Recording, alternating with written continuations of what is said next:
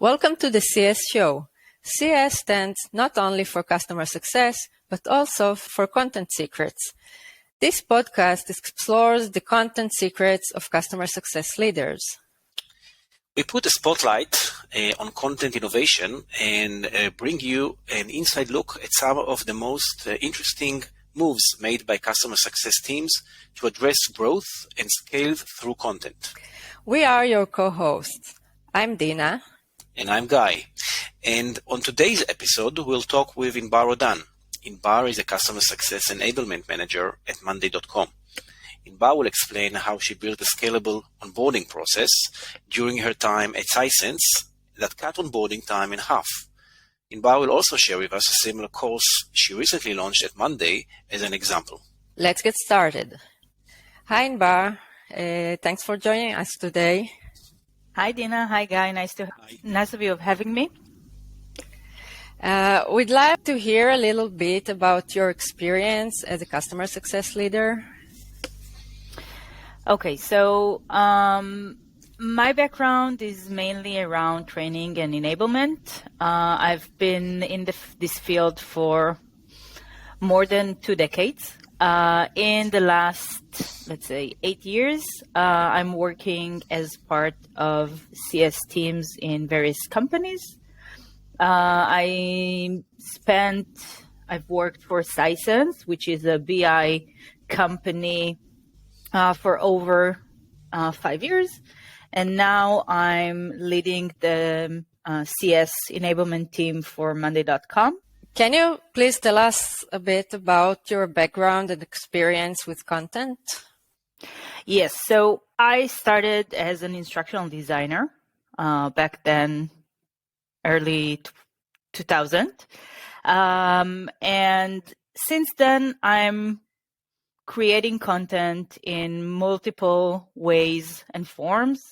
I started with a more traditional training, which is like live instructor-led training. And with time, my skills and my background transferred into digital learning. So today I'm mostly creating content, me and my team, in digital ways.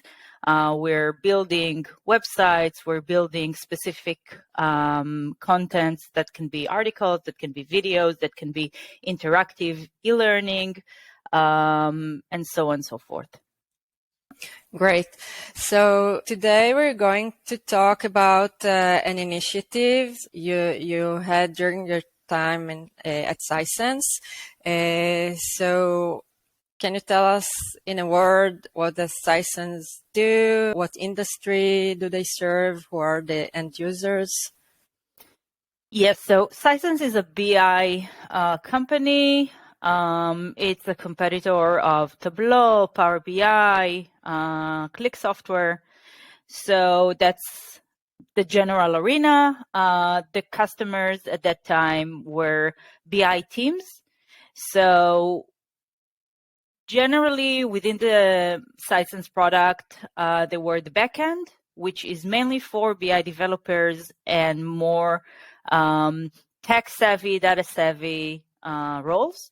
And the front end, which is a dashboard building tool that was mainly for analysts and sometimes even business users that had some data proficiency.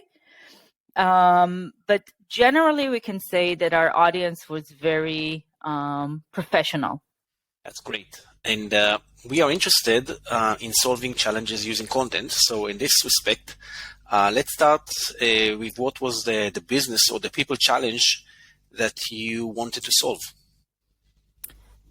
I think that every startup, every hyper-growth company know this situation. When you start working with your users, with your customers, very often you have one technical team.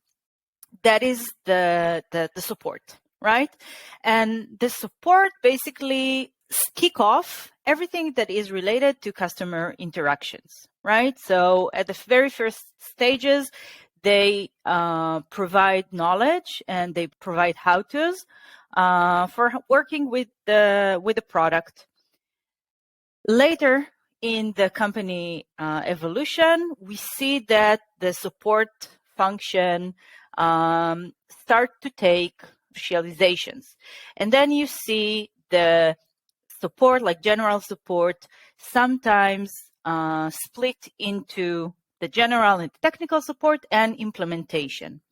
And we're dealing with an implementation challenge. So we know, and I think that everybody in the CS field knows, that successful onboarding is in high correlation with stickiness and with renewals. That made the onboarding process a very important process for any SaaS company.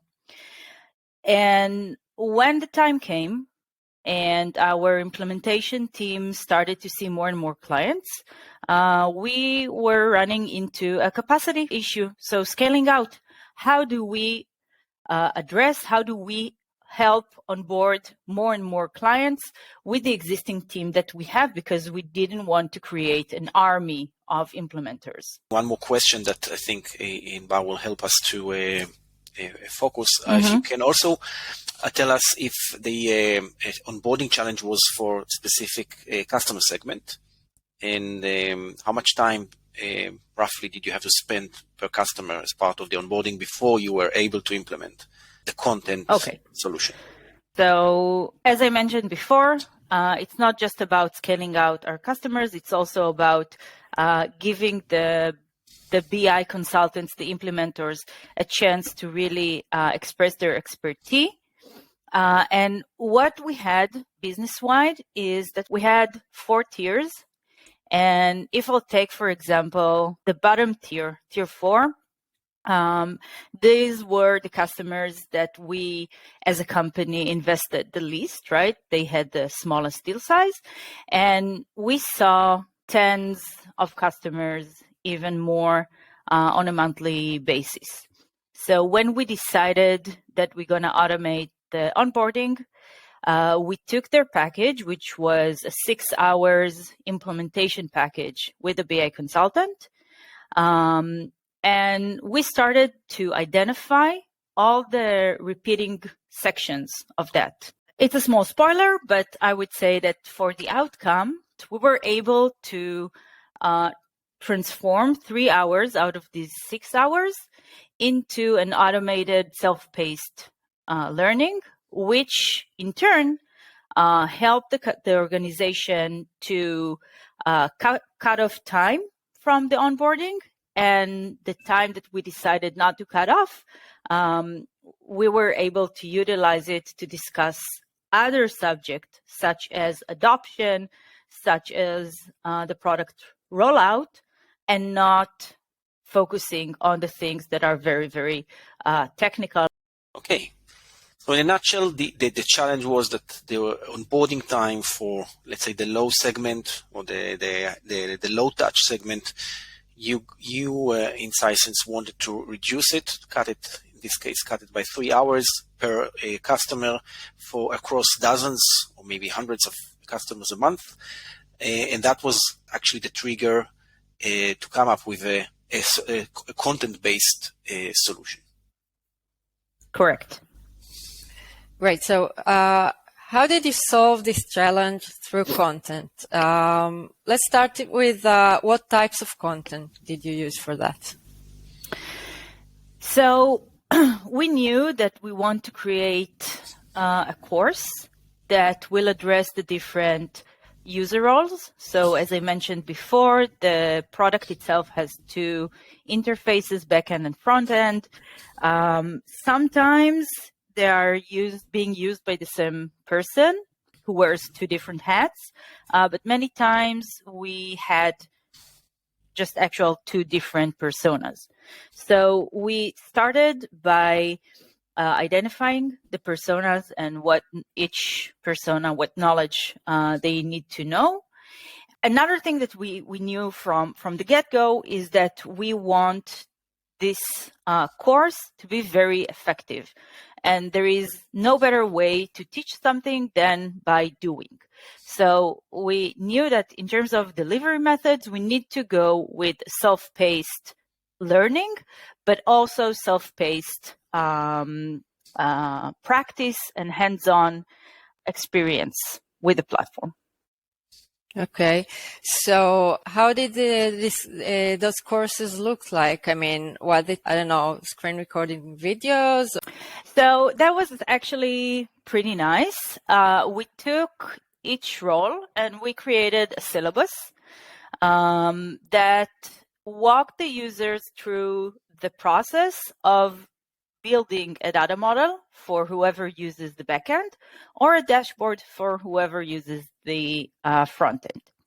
Then we broke the syllabus into a few chapters.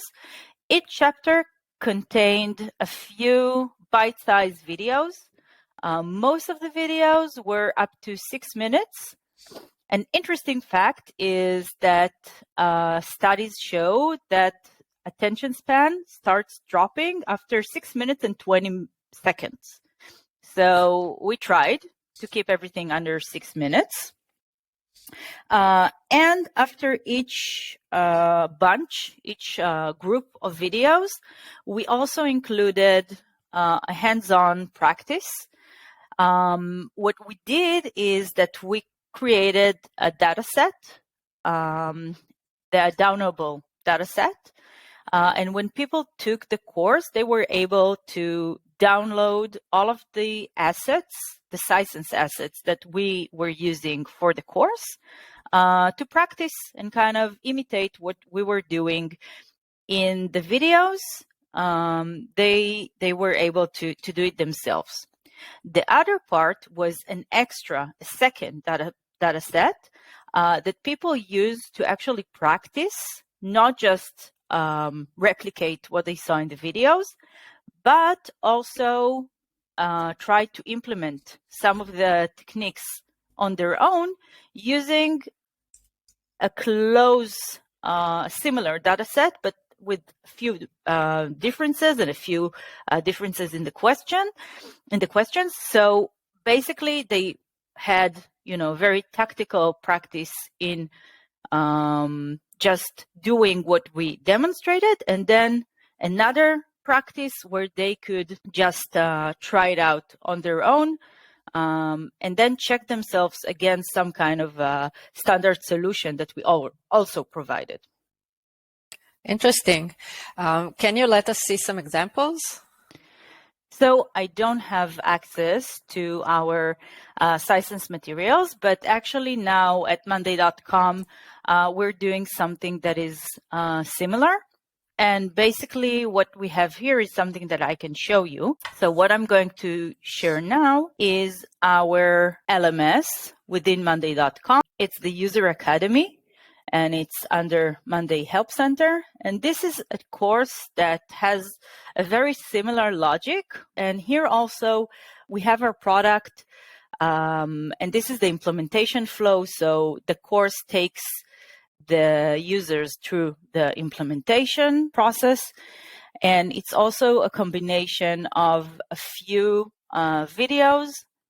And then after each video, there's an exercise. So also here, you can see that you can download the instructions, and there's like a board within Monday that you can download into your account and actually use it in parallel of taking the actual courses. And basically what you can see here is a very detailed walkthrough of the different phases of the implementation process.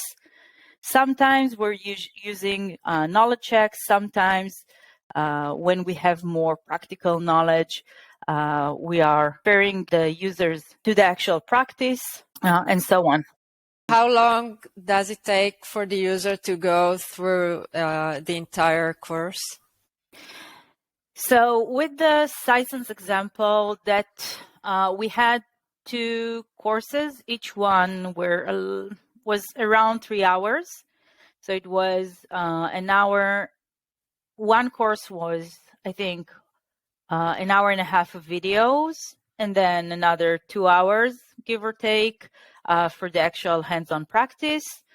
And the Monday.com course is similar. So we know that by investing half a day, which is on one hand pretty demanding for customers, but on the other hand, we see that users who has high intent in using a specific product, they will invest this time. It's less than a day. It's like half a day. They will invest this time to learn the product basics and best practices. I think that most customers, they know that they can get the technical how-tos from documentation, from tutorials. They will find resources.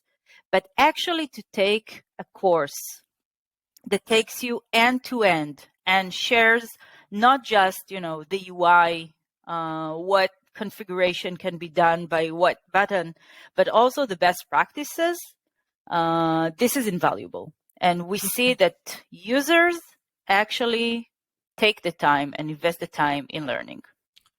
Right. Inbar, one more question. How frequent would you update the let's say the course on Monday? This is like the $1 million question, right?